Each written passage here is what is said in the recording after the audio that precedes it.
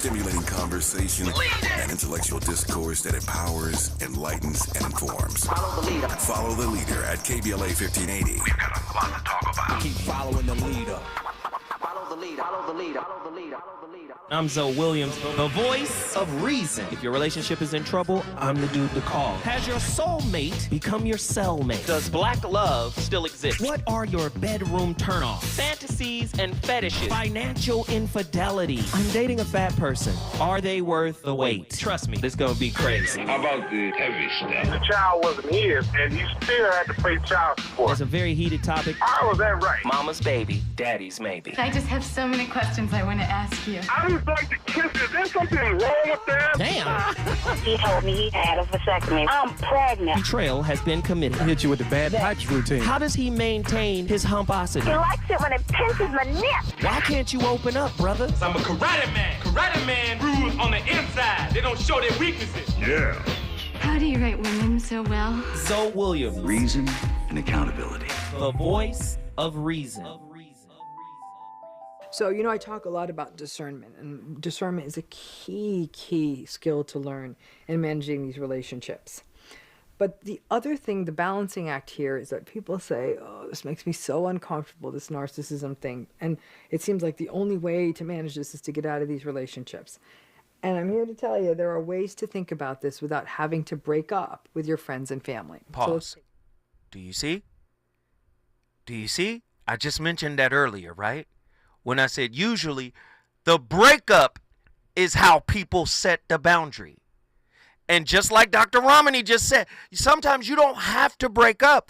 Many people are breaking up because they don't have tools in their intimate toolbox. They don't have tools in their relational toolbox.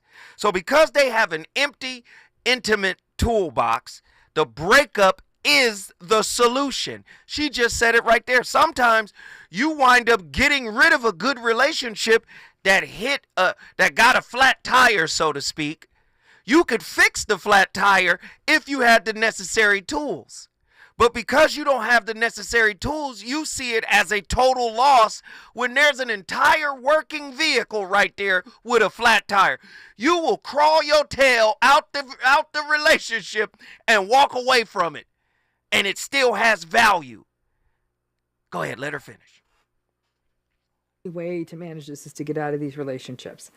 And I'm here to tell you, there are ways to think about this without having to break up with your friends and family. So let's take this on. I know that people don't like the idea of thinking about having to walk away from people they care about, and I get that. So let me just start it this way. You have a friend. You like this person well enough. You've known them for a long time. There's been a few annoying things, maybe some pink flags, but they usually aren't deal breakers. Over the years, you've been very open and flexible with this friend. You've shared personal issues in your life, deep personal issues and vulnerabilities in your life with them. They aren't always the greatest listener, but you've trusted them with what you've told them. You've changed your schedule around to accommodate them. Your friend asks you if you want to go to a big ticket concert, hard to get tickets coming into town. She's driving. She asks you, can you charge the tickets? She'll pay you back. They're impossible to get. So you do. You get the tickets, but she cancels 2 hours before. You can't find someone else. And then she argues about paying for the tickets. Let's say the tickets came to $2,000, some enormous amount of money. So you may be thinking this video has some am I the asshole vibes, but it doesn't. Just put it out there. What would you do? Would you dump this person as a friend, even if you've known them for many years? If she pays you back, would you go back to normal like nothing happened? And what if this wasn't the first time she'd done something like this? This kind of expensive flakiness or real insensitivity, and she acts like she's done nothing wrong. When we have had long histories and linked lives with people close to us, family, close friends, partners, even long-standing colleagues,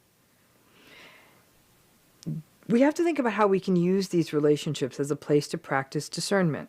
I've had a lot of people talk about this with me and clients and whatnot. And because discernment is so important, I thought to sort of cobble all of this together as a technique that many of you could think about. Like, listen, I'm a former professor. And so for the last 25 years, I've been thinking of everything as grades, A, B, C, D, and so on. A is good, F is bad, that kind of thing.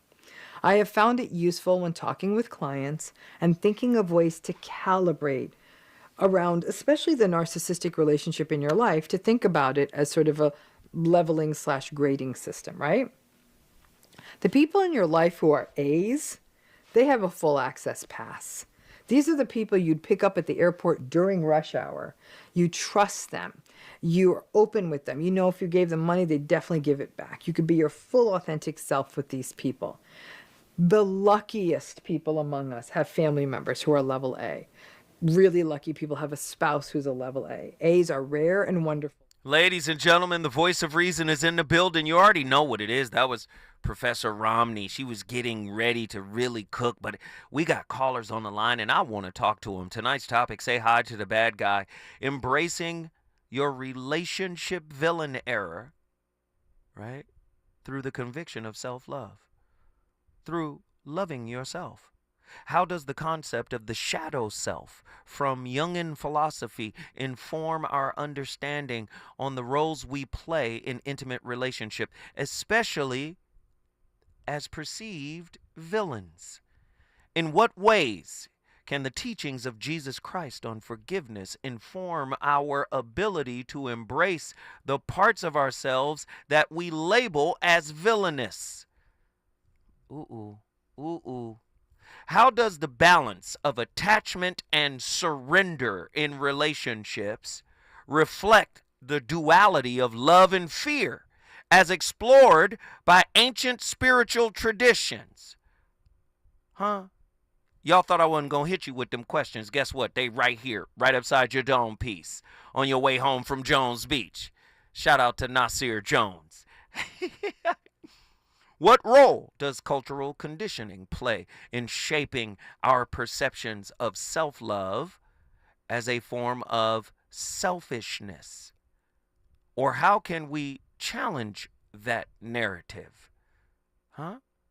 What insights can we glean from, I love this philosopher, but I've always had a hard time pronouncing his name, Thich Nhat Hanh's concept of interbeing, to understand our interconnectedness with those we perceive as victims or villains in our lives.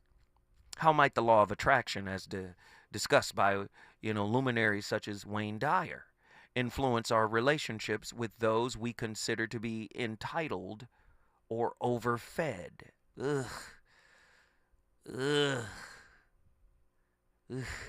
In what ways can we practice? I just laugh at these questions because these are the kind of things we should have been asking our whole life, right? In what ways can the practice of radical acceptance, radical self-acceptance, as taught by Iyanla Van Zandt, empower us to embrace our perceived villainy without shame? How does the concept of namaste provide a framework for acknowledging the duality in ourselves and others within the context of relationship dynamics? So many questions, and I have so many more. But the fact that I have callers on the line, it's time to get to them. Let's go. John, Mountain View, Hawaii. Get in here. What are your thoughts on tonight's topic? Greetings and blessings, chat. My mind goes in many different directions, but I think of only the one thing that I am continually facing in my existence as far as my evil self versus my good self. Mm-hmm. My good self will love to embrace the ugly side of my self-talk. Ooh, okay. Again, I'm glad the only person that hears that voice is me, because I've been told that I could make things levitate by sight when I'm on that level. Wow. Okay. We getting scared up in here, Pastor. Come on, Pastor John. Keep cooking. But the thing is, I'm reminded of the attachment styles, which again, the secure, the insecure avoidant, the insecure resistant, and the insecure disorganized. Right. And unfortunately, I put a mirror of healing in between all of them because, again, how do I embrace my ugliest portion of me and not really fight it or hold on loosely just so I can let it know, still love you? Right. And this is no, you asked a heavy question, and I think we need to create a little distinction here. The process of why we get the villain is a lack of self-knowledge, which leads to a lack of self-acceptance, which leads to a lack of self-love, right? If we embrace ourselves, both sides, good, bad, ugly, and indifferent, we tend to attract what we are. Now, when we're not attracting what we are, we're always attracting what we are. When we're not attracting what we want, is what I'm saying, what happens is we start to blame, right? Right? I did all of this, and I didn't get nothing back from it. Is this what I have to show for all my hard-earned? See, first off, you didn't do it with a pure heart. You did it with the hopes of being paid back plus interest. Do you see the deception in that? You're not doing that because... Well, I see the deception, but I'm also trying to embrace and understand the fact of the acceptance of I am in a space to where nothing comes. But wait. And I've always given. But wait. And it's regardless of the giving. Go ahead. Right, but stay with me. I'm framing this a certain way because I want you to see where this conversation is going, right? So it's, hey, wait a minute. I didn't sign up for this. I didn't get what I ultimately wanted out of this. And it's your fault. What I'm saying is, when you stop performing, the people pleaser, the one who has the weak boundaries, the one who gets ran over, who tries to look like I'm the good Samaritan, but really I want this payoff. When you take all of that away, the person who saw you as a catch because of you not having any boundaries, right? That person will get irritated by the strength you've just exhibited. When you stand up and say, wait a minute, I got self-respect. Wait a minute, I'm not going to allow you to run over me like that. I'm not going to allow you to misuse me like that. I'm not going to allow you to continue to do A, B, C, and D.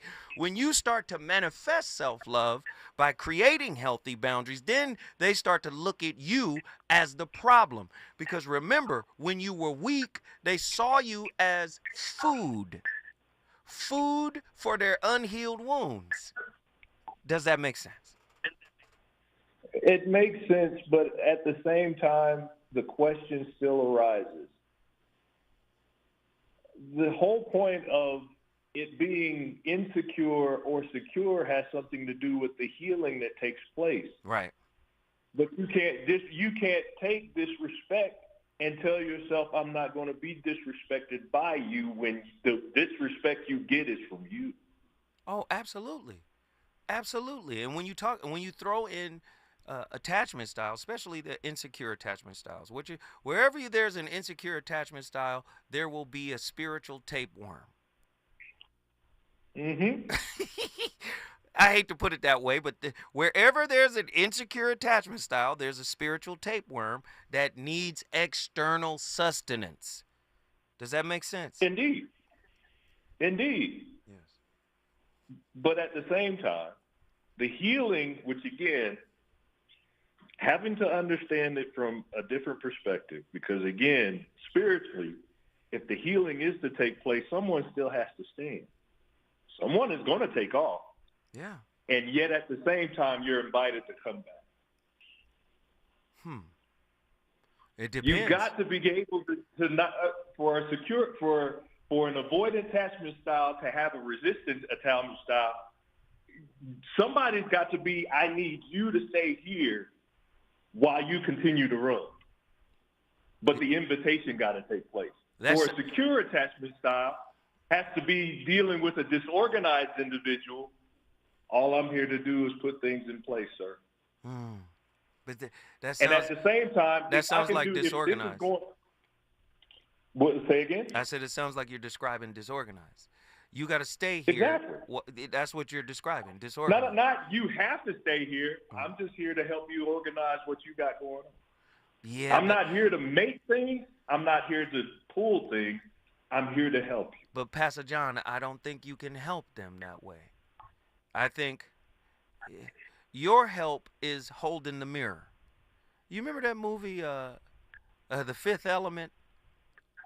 Do you remember it, The Fifth Element, where who's the actor? What's my guy who was in Die Hard? I forgot his name. Y'all know who I'm talking about. Bruce Willis.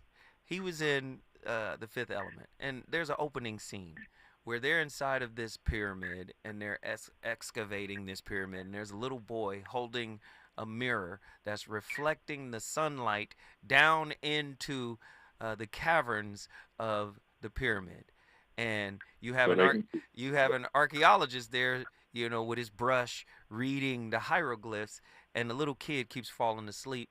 And when he falls asleep, he loses the light because, you know, he drops the mirror. And, you know, the kid, the archaeologist keeps screaming, Aziz, Aziz, light. So I'm giving you that example because many people, right, all you can do is be the Aziz in their life for many people. Your job is just to hold the light. See, you can't fix a disorganized attachment style. You can't fix it. They have to fix it from the inside out. Now they can go to therapy. A therapist can give them ideas and concepts and strategies of how to deal with themselves. But the reality of it is, a partner is only going to reflect what they fear. When you're dealing with a disorganized type, you have fear versus feelings. If the fear is higher than what they feel, they're going to flee. If the feelings are higher than the fear, they're going to connect. Do you see? But that's totally on them. Now, you can come in and be the most engaging and sweet and kind, but if any of that is translated as intimacy, oh my God, it's getting serious, oh my God, it's getting deep, they're going to experience something that the disorganized call the ick. They're going to be, oh no, getting too close. He's encroaching on my, or she's encroaching. Do you see what I'm saying? That's typically how that dynamic goes. You understand? Understood. And still, Aziz, light. Aziz, light. And still, Aziz, hold the light. Or me telling myself, don't run from the mirror. Don't run from the reflection. Oh, that's strength, brother. Keep going. Tell us how we get that strength.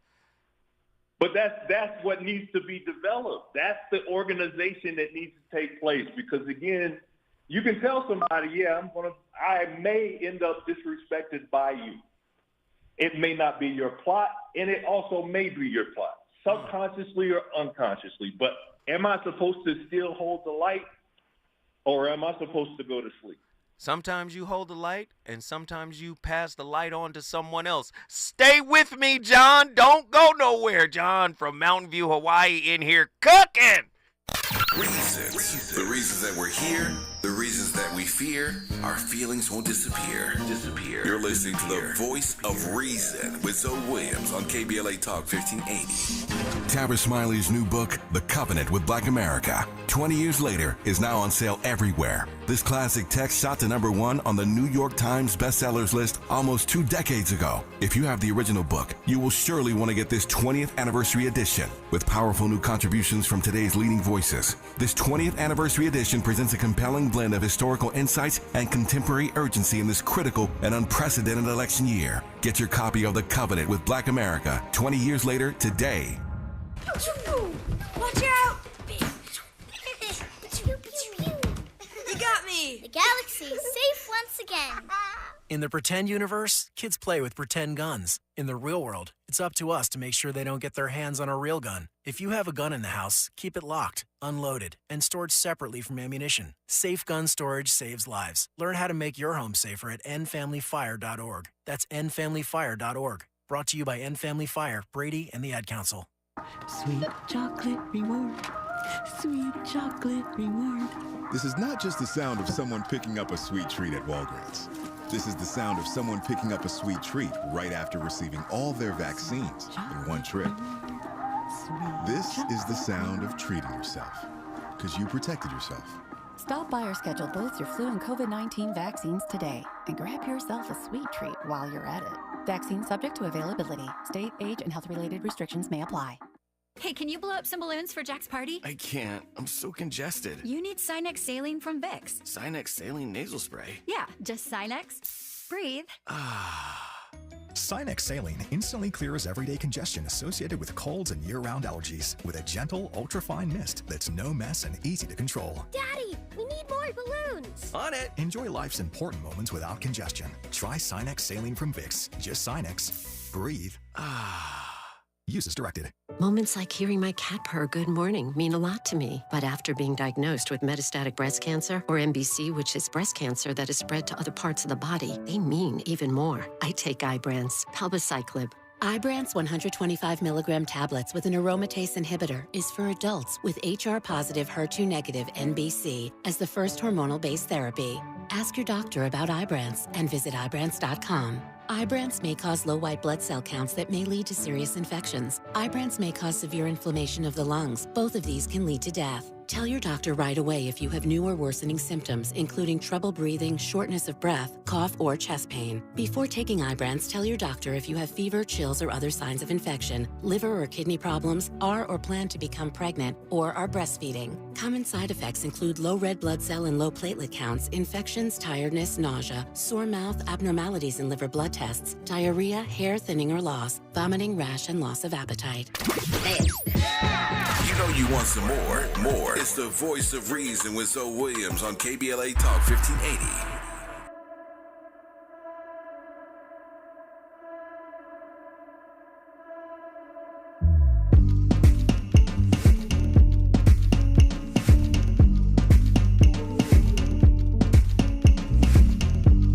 Oh yeah, yeah, yeah. Oh yeah, yeah, yeah. Yeah. Look, I don't know how to talk to you.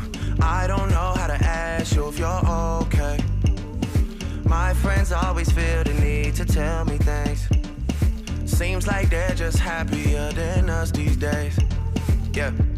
These days, I don't know how to talk to you. I don't know how to be there when you need me.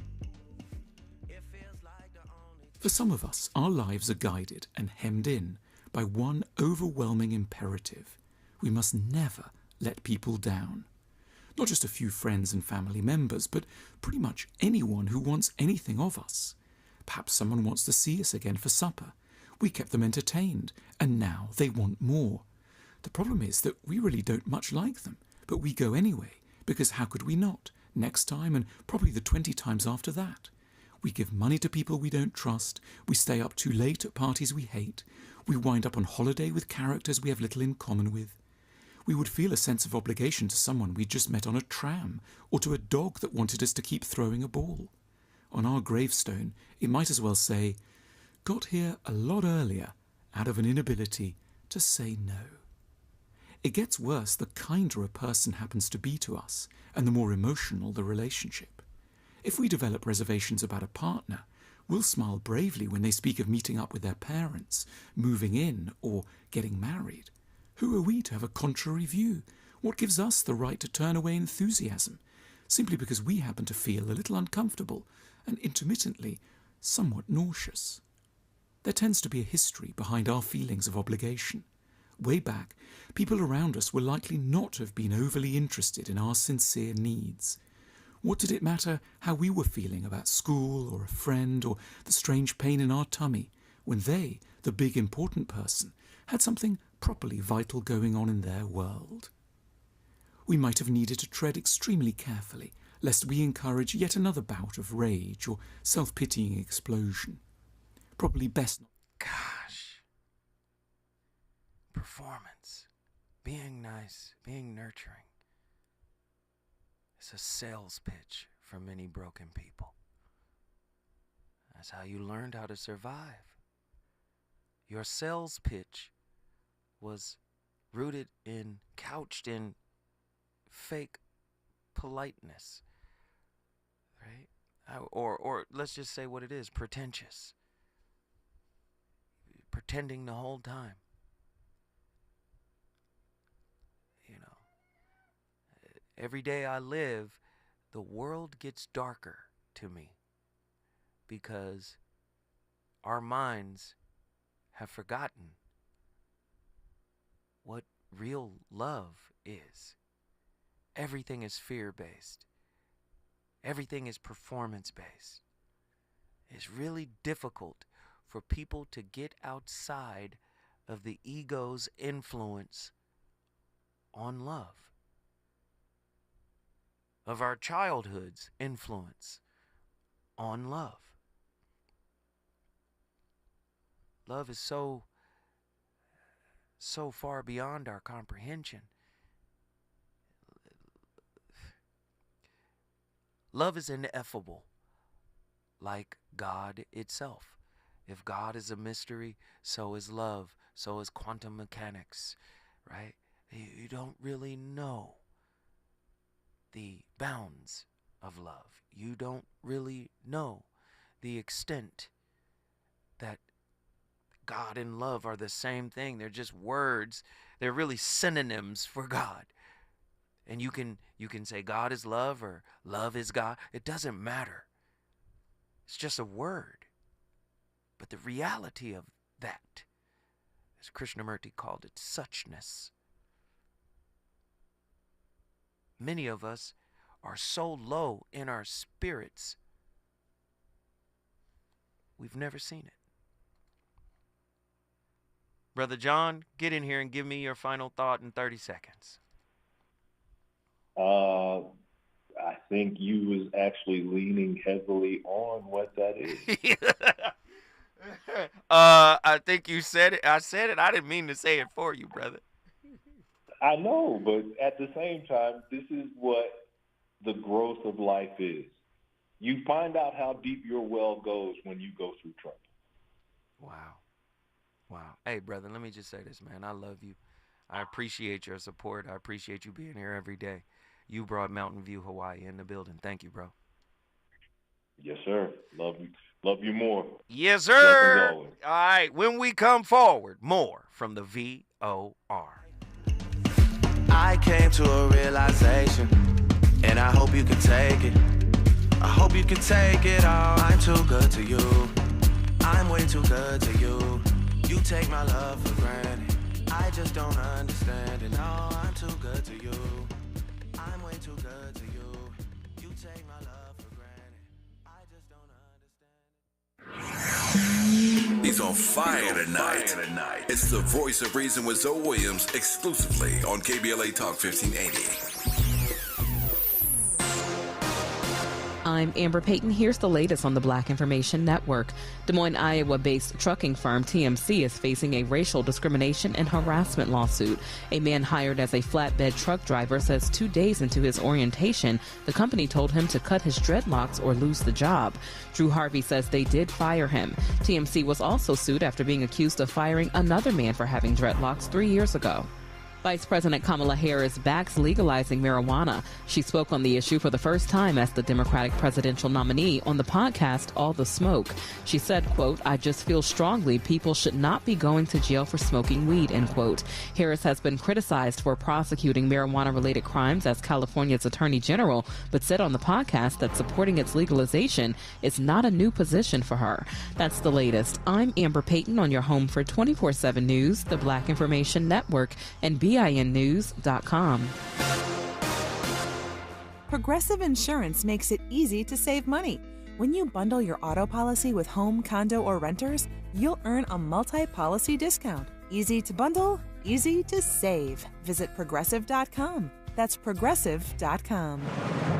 You're invited to join KBLA Talk 1580 and the Empowerment Congress for a vice presidential debate watch party featuring Governor Tim Walz versus Senator J.D. Vance, Tuesday, October 1st at 6 p.m., immediately following the debate. Broadcast live here on KBLA Talk 1580. There will be a live panel discussion.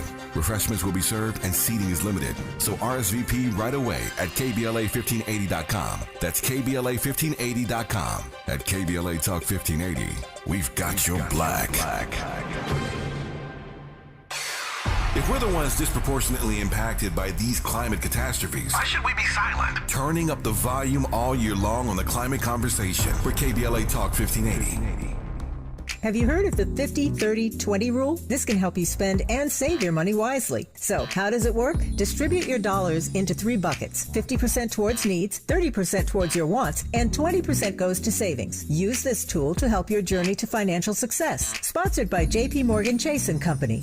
That morning chill means truck season. 5 more minutes. No snoozing. Do it all in a Chevy Colorado or Silverado, including the class-leading range of the Silverado EV. Talking to me? Work, play, hauling, off-roading, a Chevy truck can take it all. Okay, I'm up. Get 1.9% financing on all 2024 Silverado 1500 and Colorado pickups when you finance with GM Financial. Chevrolet. Together, let's drive. 1.9% APR for 36 months. Monthly payment is $28.60 for every $1,000 you finance. Example down payment 24.5%. Plus finance with GM Financial. Some customers may not qualify. Not available at least in some other offers. Taking retail delivery by 9/30/22. KBLA Talk 1580. We've got a lot to talk about. KBLA Talk 1580 believes in community empowerment. LA's 99 neighborhood councils form the grassroots level of the Los Angeles city government. The system was created to connect LA's diverse communities to City Hall. While neighborhood council board members are volunteers, they are also public officials elected to office by the members of their community. Neighborhood councils advocate on issues like homelessness, housing, land use, emergency preparedness, public safety, parks, transportation, and sustainability. They also provide local expertise on the delivery of city services to their various communities. Neighborhood councils are open to participation by anyone who is a part of the fabric of daily life in said community. This includes those who live, work, or own property or a business. If you are interested in stepping up to join your local neighborhood council, visit www.empowerla.org. That's empowerla.org. It's time to think globally, but act locally. This is a community call to action from KBLA Talk 1580.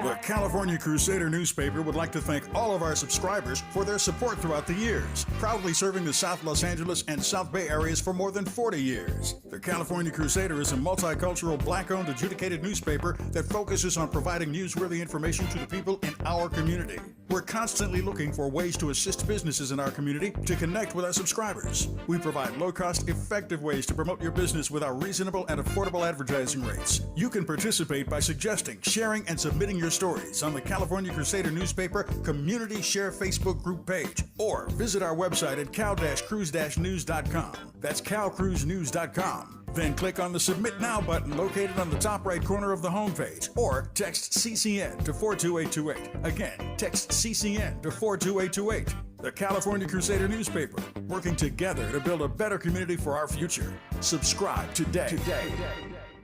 If you're living with dry age-related macular degeneration or dry AMD, you may be at risk for developing geographic atrophy or GA. GA can be unpredictable and progress rapidly, leading to irreversible vision loss. Now there's something you can do to slow it down and get it going slower. Izervay is proven to slow GA progression. Izervay gets GA going slower. Izervay or avacincaptad pagel is a prescription eye injection used to treat GA. Don't take it if you have an infection or active swelling in or around your eye. Izervay can cause eye infection, retinal detachment, or increased risk of wet AMD. Izervay may temporarily increase eye pressure. Your vision may be impaired after an eye injection or exam. Don't delay. Ask your doctor about Izervay today. Izervay gets GA going slower. Visit Izervay.com. That's IZERVAY.com. You're listening to the Voice of Reason with Zoe Williams. Only on KBLA Talk 1580. Music make you lose control. Music make you lose control. Let's go.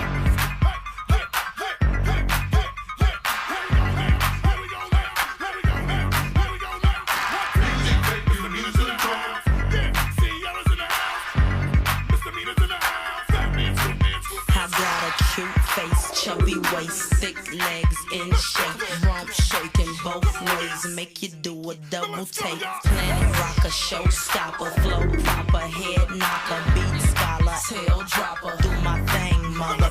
My Rolls Royce, Lamborghini, blue Medina, always beaming, rag top, chrome pipes, blue lights, out of sight. Long weave, sold in, say it again, sold in. Make that money, throw it in, booty bouncing, go ahead.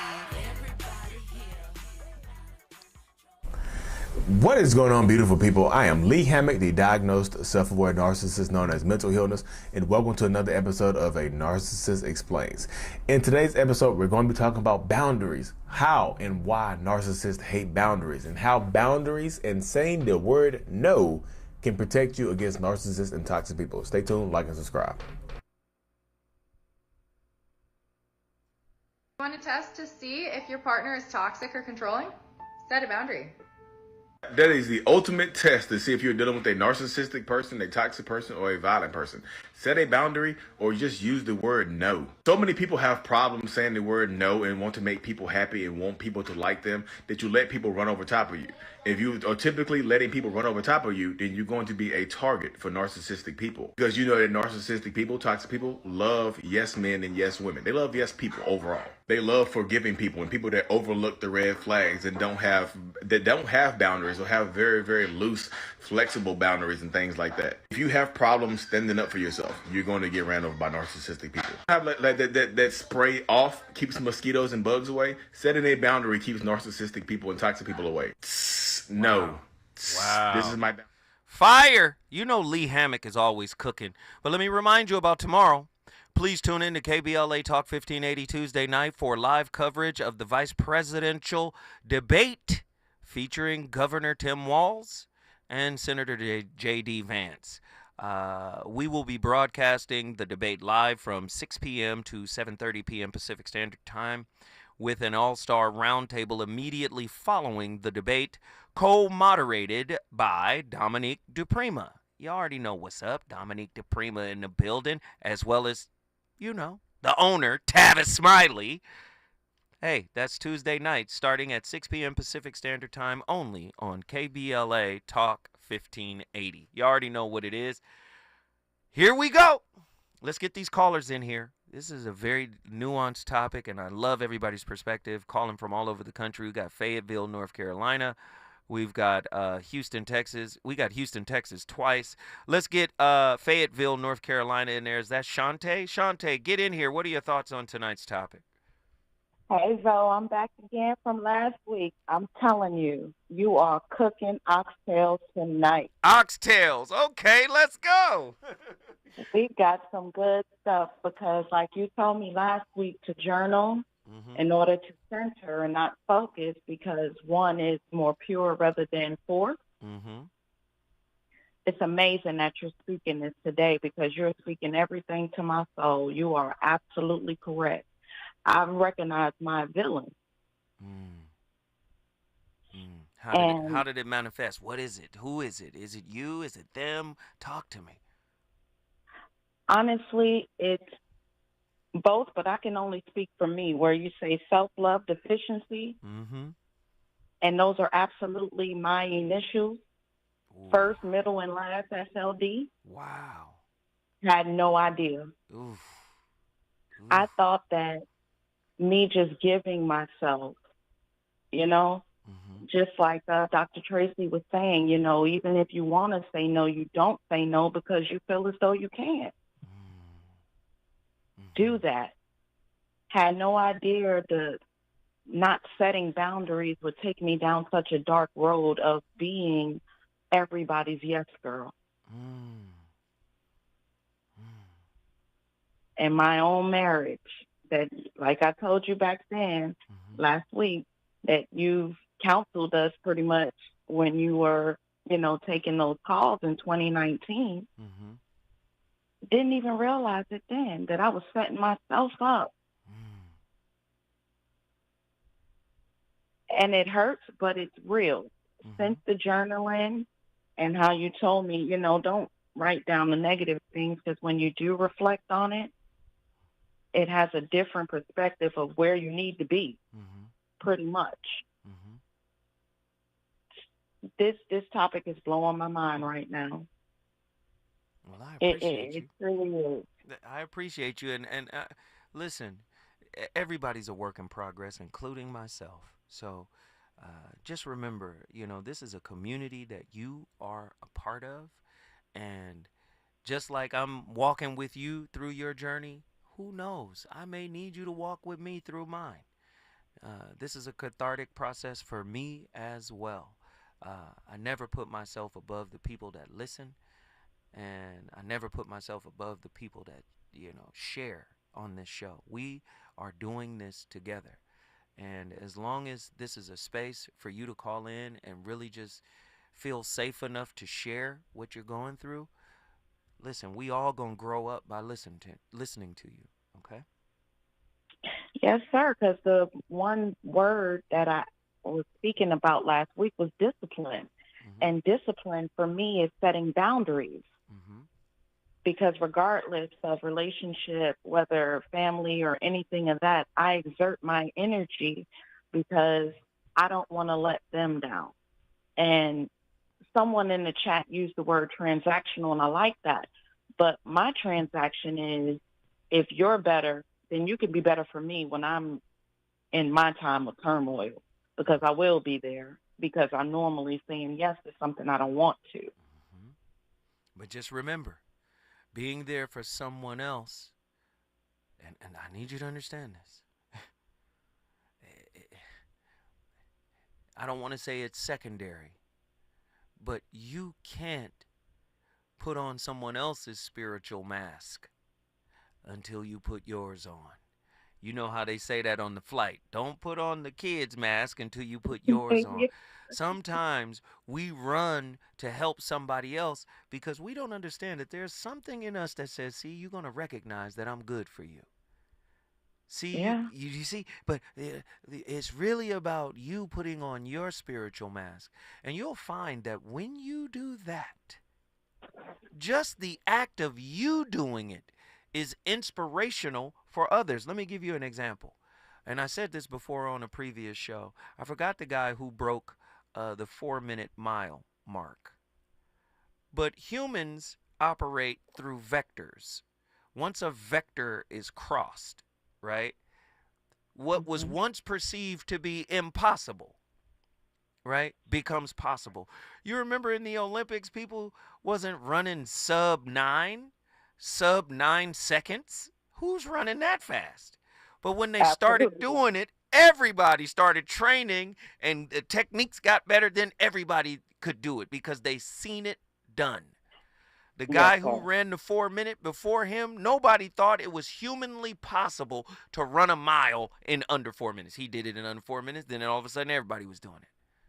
So sometimes helping others is the act of helping yourself. All you have to do is be in their presence and they see you leveling up, and sometimes that could be motivation for them.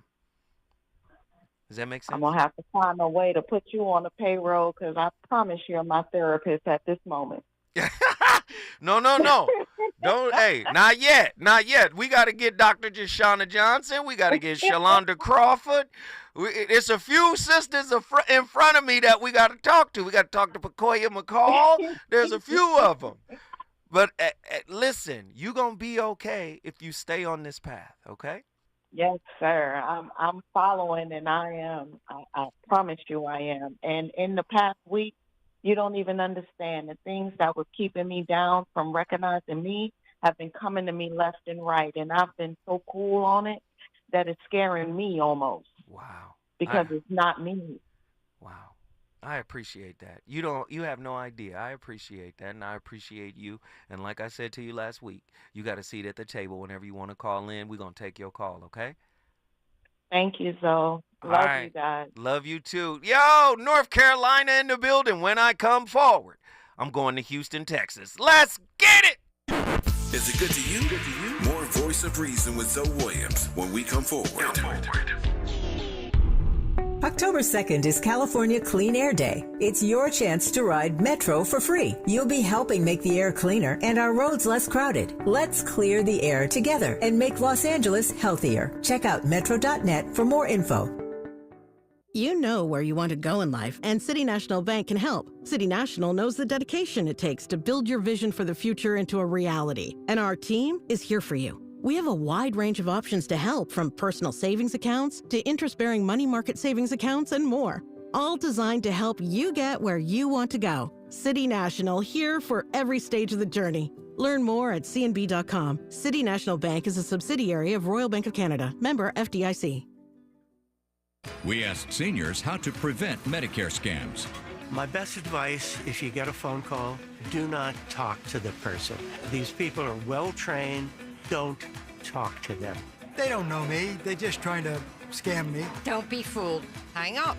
Just hang up. Never give out your Medicare number. They're going to get your number to put in a false claim. If I get a call from someone, I don't pick up the phone. And should I pick up the phone and they ask for information, then I hang up. How do you detect Medicare fraud? Just like I check my credit card statements, I check my Medicare statements monthly. Scammers can get a hold of your number, order medical devices through your account, and you're not even going to know about it if you don't look at your statement. Check your statement every month. If you get your statement and you see something that you know you did not have done, you report it. Call your senior Medicare Patrol. To report Medicare fraud, call the Senior Medicare Patrol at 855-613-7080. KBLA Talk 1580. We've got a lot to talk about. KBLA Talk 1580, connecting you with services and solutions. Stay Housed LA has the resources you need to know your rights and the legal support to back them up. The COVID-19 pandemic has cost people their jobs and livelihoods. This has left an estimated 1/3 of households not being able to make rent and facing losing their homes. This is a fear no one in our community should have to face. You have rights, though, and Stay Housed LA is here to help. Stay Housed LA is a partnership between the County of Los Angeles, the City of Los Angeles, and local community and legal service providers. Together, they provide tenants with the information and support needed to exercise their rights so they can remain safely in their homes. Find out more about your rights by participating in a virtual tenant workshop. Get the legal assistance you need. Find additional resources in Los Angeles County and the City of Los Angeles. Stay connected to Stay Housed LA County for updates. This and more at stayhousedla.org. Stay connected to Stay Housed LA for updates. This and more at stayhousedla.org. That's stayhousedla.org. Or call their hotline at 213-694-0040. We've got your black with a community call to action from KBLA Talk 1580. You know you want some more. It's the voice of reason with Zoe Williams on KBLA Talk 1580. I sit alone in my four-cornered room staring at candles. Who got it, man? We on the radio, dude? Oh, all right. Let's take this here. At night I can't sleep. I toss and turn. Candlesticks in the dark. Visions of bodies being burned. Four walls closing in, getting bigger. I'm paranoid, sleeping with my finger on the trigger. My mother's always stressing I ain't living right. But I ain't going out without a fight. See, every time my eyes close, I start sweating. The similarity to narcissists, I think, is most pronounced when it's like when bitterness really takes over them, right? So they feel unseen, unappreciated. Someone in their life isn't putting in as much effort as they are. And so instead of pulling back, having an honest conversation, putting in some boundaries, they get judgy and cold, and they give off this like possessive energy, right? And the other person can feel it. The other person feels smothered. And the people pleaser's like, why won't someone love me the way I love them? And there lies the motive. It's about self. I'm not saying that's narcissism. I'm saying it's a different genre of self-obsession that is similar to narcissism. If you're a people pleaser watching this, I'm not beating up on you. I'm inviting you to heal something that's hurting you. You're gonna starve from loneliness up there on your high horse, up and away from the spotlight and up and away from any responsibility and the conflicts. Giving people loyalty they did not ask for does not make them owe you anything. Ooh, giving people loyalty that they did not ask for does not mean that they owe you. Yikes! Yeesh! Well, damn. Here Here we go. Let's get our final callers in here. Callers, you got to keep it a little brief. We're up against the clock. We got 9 minutes left, so let's keep it brief. Sula from Houston, Texas. You're on the line. Talk to us. Yo, what up, Zoe? What up, what up, what up, what up? What are your thoughts on tonight's topic? Oh, man, I think it's absolutely beautiful. It's just a reiteration of my growth I've had over the past 3 weeks since I last spoke with you. Just to kind of piggyback off a topic that you had with the sister before me.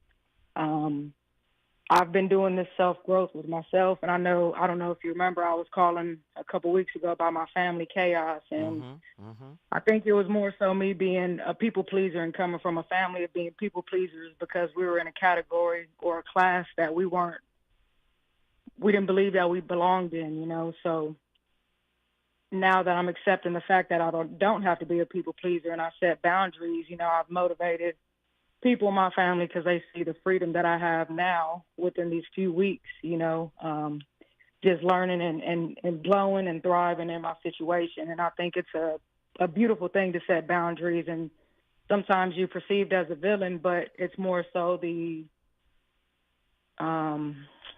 what's the word for it? I'm with you. I drew a blank. I drew a blank, Sometimes man. I'm it's a little more- nervous right now. No, that's all right. Sometimes it's the perception of others, and we put too much importance on how they see us. Exactly. Yeah, I know right where you at. We good. You can take a moment to think about it. Yeah. But yeah, it's just more so waiting for acceptance of others to be like, okay, they supposed to be here and they're supposed to be in this position. So we're yes man and yes ma'ams, you know what I mean? We're like, oh, okay, we'll do it. But at the end of the day, we're just feeding more of our vulnerability and our insecurities in the situation instead of saying, nah, you know what, that's going to take me down the wrong path. That's going to keep me up at night. Right. You know, that's going to make me say yes to something that I really don't want to do. And I believe this topic of discussion on boundaries is a big thing for a lot of people to hear because we are in a world of people pleasers and we are in the world of how people perceive us.